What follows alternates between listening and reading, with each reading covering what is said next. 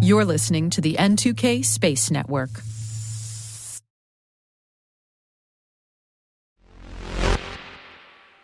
Hello, everyone, converging upon Colorado Springs, Colorado for this year's Space Symposium.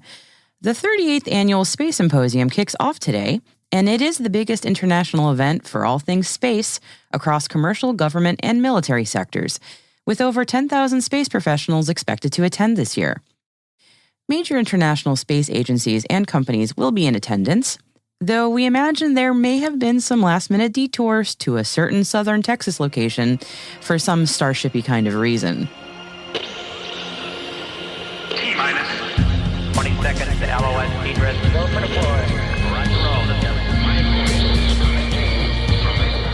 Today is April 17th, 2023. I'm Maria Varmazis, and this is T-minus.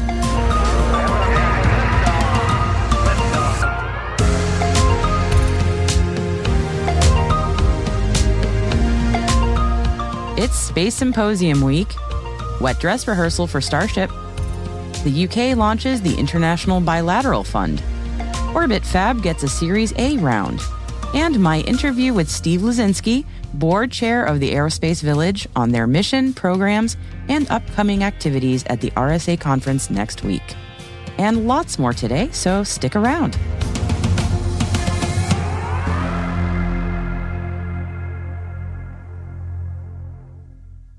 But first, a big welcome to the new T-minus show producer, Alice Caruth. Alice, I'm thrilled to have you join us. Okay, as we said at the top of the show, it's Space Symposium week, and I probably don't even need to tell you this, but it's a very busy week for space professionals. We expect to hear plenty of new stories breaking this week from the big event, and if you're there in person, no doubt you've got a busy couple of days. And a special hello to the folks hanging out down in Boca Chica and on South Padre Island. SpaceX's Starship got its much awaited FAA launch license late last Friday, and this morning the team got things started for Starship's first integrated flight test. First attempts rarely result in a launch, though, and Starship was not an exception to this. A frozen pressurization valve in the first stage of the Super Heavy rocket today forced a scrub, but this wasn't a waste. The planned flight test became a wet dress rehearsal instead. It'll be at least 48 hours until another launch attempt can occur, so perhaps Elon Musk's launch date of choice on Thursday might actually happen. I'll let you look up that date on your calendar. The 33 Raptor engines powering the massive Starship Super Heavy use a combination of liquid oxygen and methane as a propellant. While Relativity Space's Terran 1 may have technically snatched the crown of being the first rocket to get to orbit thereabouts using methane, it's not a crowded field just yet. Methane is often called the next generation rocket fuel, but no new technology is without its teething problems, and so far methane has proven to be kind of tricky. So if Starship's flight test, hopefully later this week, is a success, it won't just be the massive scale of this ship that's a big win. The rocket fuel will be quite a success story too. And we're already getting news out of Space Symposium this week, and that's going to be a theme this week for sure. The UK Space Agency today announced that £20 million will be available for its International Bilateral Fund, or IBF, and that will specifically be to support international relationships in the space sector. IBF funds will support research by international partners in industry, research, and academia in countries that are already strong space partners, like the US, Canada, Australia, and Japan, as well as what the UK is calling, quote, emerging space nations. In the first year, up to 30 projects could get up to £75,000 in a Phase 1 proposal, and if successful, there could be up to £1.5 million in second-round funding. It sounds somewhat similar to the SBIR program in the US, and the IBF is open to proposals until June 9th. Gas stations in space just got a funding round. Orbit Fab today announced they've raised $28.5 million in Series A funding, led by 8090 Industries, with additional funding from Stride Capital, Industrious Ventures, Lockheed Martin Ventures, Tribe Capital, Good Growth Capital, and Massive Capital Partners. Orbit Fab is working on extending the life of satellites on orbit by offering refueling services, and this Series A funding will help them grow as they get ready to deploy their first on-orbit services, including a mission for the Defense Innovation Unit expected to launch in early 2024. And after a few delays, SpaceX's Transporter 7 rideshare launched over the weekend on Saturday, delivering over 50 spacecraft to a sun-synchronous orbit aboard a Falcon 9 rocket that lifted off from Vandenberg Space Force Base. Most of the craft aboard were microsatellites and nanosatellites, and many were sent to augment existing constellations. Transporter 7 is launch number 23 for 2023 for the SpaceX Falcon 9 series. And little surprise here that SpaceX is still dominating the market for small sat launches. Even with a price increase last year, launch costs on a Transporter rideshare for a 200-kilo satellite is still something of a bargain at $1.3 million. This next story now from China Daily. At a recent conference in Harbin, Chinese officials said that the Chinese space station can now produce 100% of its oxygen supply and recycle 95% of its water resources. Bian Chang, director of the Environmental Control and Life Support Engineering Office under the Astronaut Center of China, said the 6 regeneration systems that make this oxygen regeneration possible reduce the amount of supplies needed to the Chinese space station from the ground by 6 tons a year. Recently, Boeing has announced that they've been working on the Protected Tactical Satcom Prototype, or PTSP, which is an anti-jamming payload that will be integrated aboard the U.S. Space Force Wideband Global Satcom 11 satellite, scheduled for launch next year, with the PTSP coming online in 2025. According to the story from Via Satellite, the technology behind the PTSP will automatically counter various GPS jamming techniques, from jammer geolocation, real-time adaptive nulling, frequency hopping, and other methods.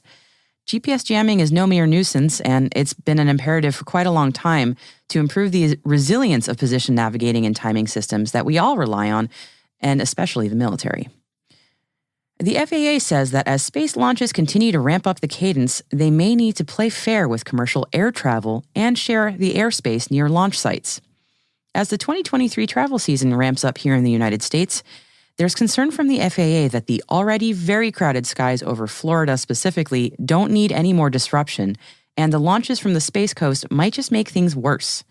As a result, the FAA says they're considering delaying commercial space launches if they could be potentially too disruptive to commercial air travel, or if they are too close to major holidays or sporting events. Launches and launch scrubs mean a lot of planes idling on the tarmac, and that's not good for anybody or the planet. According to a story in Reuters, a memo from 4 major U.S. carriers said the March 11th Terran 1 launch attempt and subsequent scrub caused 99,000 incremental flight delay minutes, impacting 303,000 customers, resulting in an additional 227,000 gallons of fuel burn for 3 of the 4 U.S. carriers, which Reuters estimates was worth about 4.9 million pounds of CO2 emissions.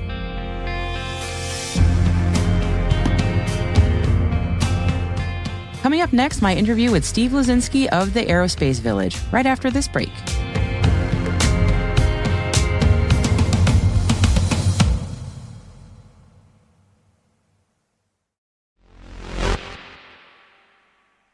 From April 24th to April 27th, the 2023 RSA Security Conference is happening in San Francisco, and it's one of the biggest professional cybersecurity events in the world. And there will be aerospace experts there, laser-focused on the current state of space system security and what can be done to improve it. To do that, they'll be teaming up with some of the best minds in cybersecurity research at an ongoing event at RSA called the Aerospace Sandbox. Facilitating this cross-functional collaboration is Steve Luczynski, who is the chairman for the board of directors at the Aerospace Village, which is running the Aerospace Sandbox. Here's Steve with more on what the Aerospace Village is doing at RSA to help with the space sector. The very short version of the Aerospace Village, it's a group of volunteers from all over the world. Lots of folks in Europe and the United States, of course, but also Japan. And we continue to grow. And these folks give their time to support our mission. And the mission is very simple: build, inspire, promote. The idea is building relationships and growing trust amongst government, industry, and hackers, security researchers who find these problems and want to get them fixed because a lot of them have safety implications. The inspire is to inspire folks to get into the workforce, whether it's just into cybersecurity or it's cybersecurity in the aviation and space sector. We're happy to bring them in because we know those folks are out there. They want to get in. They don't always know how, and we know we need them in the workforce. Then the final part is promote. It's promoting awareness of what's going on. Why is it okay to trust all of these systems? Why is it safe when we hear these different claims, and what's really going on? And anywhere that we can help with that to make sure the public knows, yes, these are trustworthy systems. There are smart people working on them, and it's okay to continue relying on them as much as we do. Yeah, so let's dig in a little bit on what specifically is happening at the Aerospace Village at RSA this year. So tell us a little bit what we can see there. Yeah, you bet. So this is our fourth year back. And the idea is RSA saw the value of what we do at other conferences in bringing in that technical expertise, not vendor pitches. Nobody's selling a product. I'm sure they're happy to take your money if you really want to buy something, but it's a chance to get hands-on with a business conference and a business audience and show them what's being done, not only in our area, but there's industrial control systems, there's car hacking, there's Internet of Things. All these groups are in the sandbox. And so we are bringing in our partners. We have Boeing, who's talking about some supply chain security and how they maintain the security of aircraft throughout its lifetime. Pen Test Partners has an Airbus simulator, and they use that they built that, and they use that to demonstrate some of the work they've done on vulnerabilities in electronic flight bags. Intelligenesis is another partner, and they have a demonstration about industrial control system security using a runway lighting scenario and some gear that they have built. And also we have CT Cubed. It's a small company.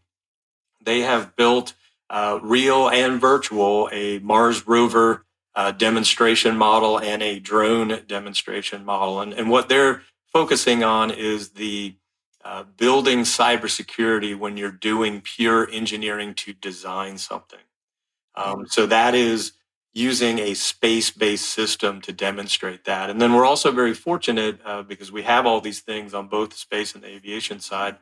We have two speakers. We have one that's from the FAA, talking about the FAA's role in aviation and cybersecurity efforts there. But also another speaker that I think your audience from a space perspective will enjoy if they're out there. He's a researcher from the University of Finland, and his team does a lot of research associated with satellite gear, not just the satellite vehicles themselves, but also the ground control systems, and specifically some of the emergency beaconing systems that we might take advantage of if we're out lost hiking. There's an aircraft crash, these automatic beacons go off, and the things that they're finding, again, because they find these vulnerabilities and they want to make sure they get fixed. And he's going to be talking about his experiences. So a wide range of things that hopefully your audience is able to come out and enjoy with us. That sounds fantastic. Yeah, I hope so. That sounds great. What are you seeing in terms of how cybersecurity is being built into the engineering processes? Is this something where there's greater maturity, or is there still sort of a resistance to it, or convincing needed? It depends answer. Unfortunately, it depends on who you're talking to and where. There are opportunities for improvement. Let's put it that way.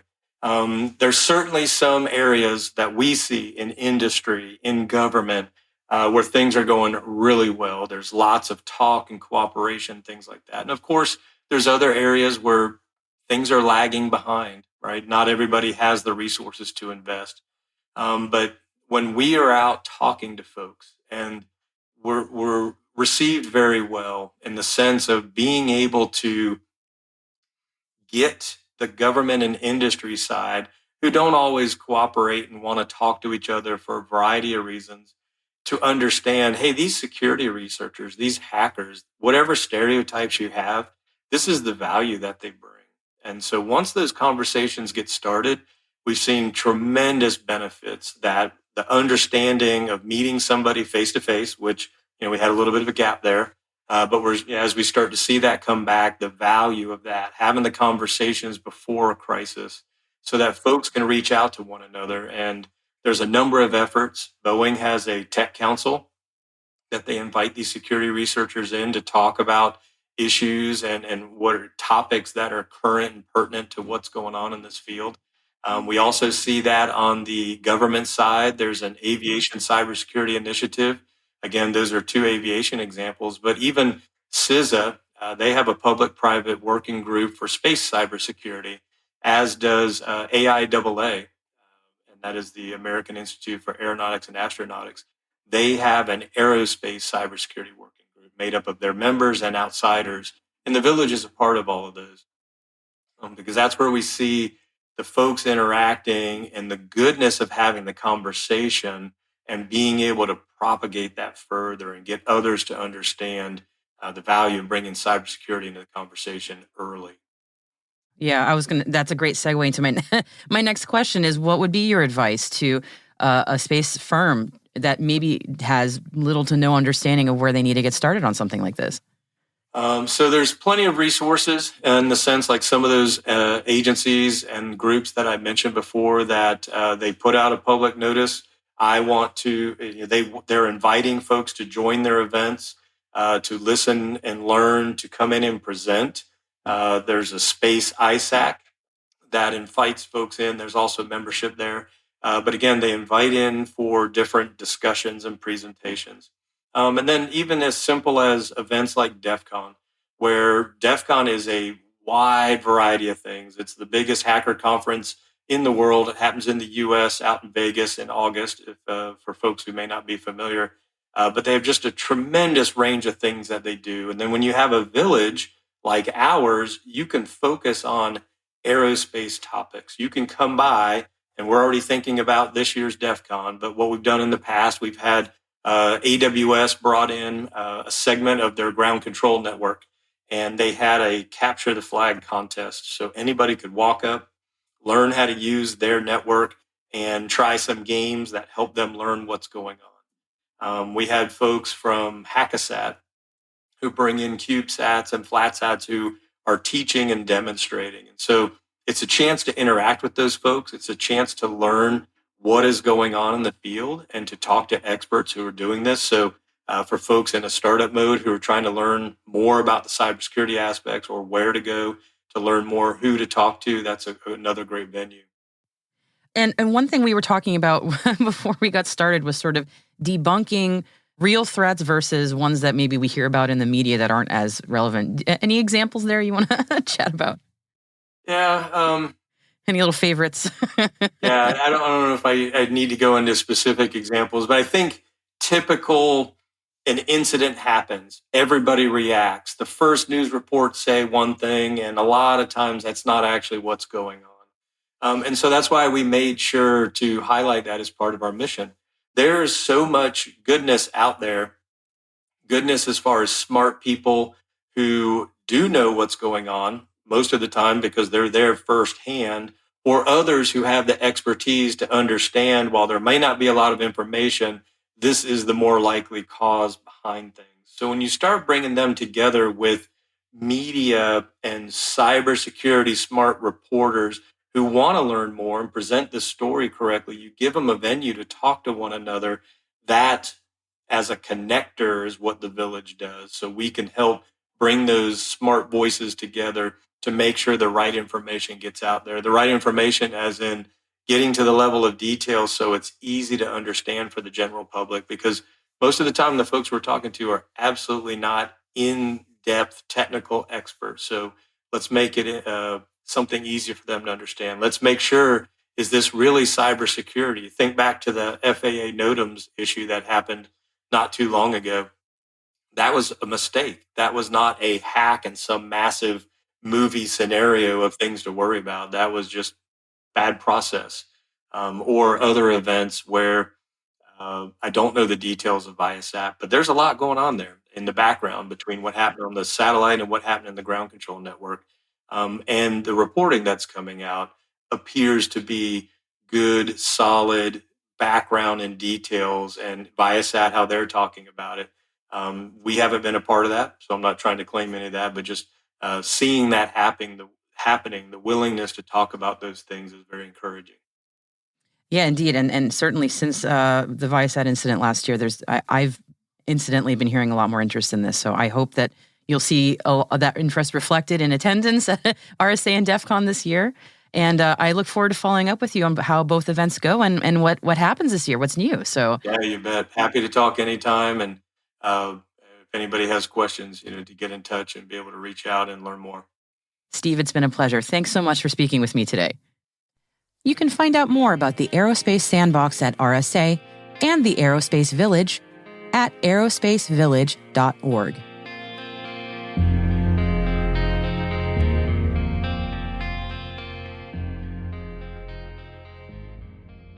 We'll be right back after this quick break. Hello again. We've got a balloon story for you today. Now, don't roll your eyes. It's nothing nefarious or mysterious. This one's all science. NASA this week launched a pumpkin-shaped super-pressure balloon from Wanaka Airport in New Zealand. This balloon is football stadium-sized, and I assume we mean U.S. football and not a football pitch, and will hit an altitude of 110,000 feet. Its 100-day mission? To test the balloon's super-pressure technology and to seek out new large galaxy clusters with a new telescope on board provided by Princeton University. The balloon is fully enclosed, which adds to its longevity. Oh yeah, this is new balloon technology.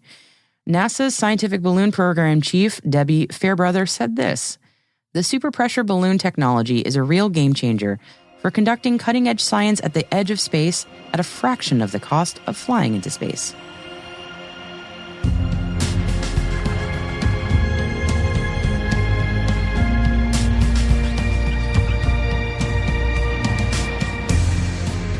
And that's it for T-Minus for April 17th, 2023.